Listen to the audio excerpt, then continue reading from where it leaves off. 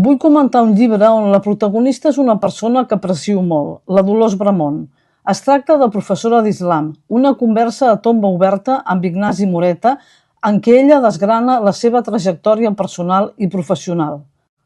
Arabista, historiadora i islamòloga, Bramon ha explicat l'islam a la universitat i en centres de tota mena.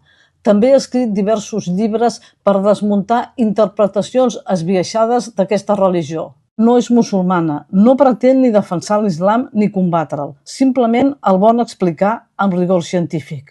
Remarca que no és creient i que això li permet ser més lliure per opinar i pensar.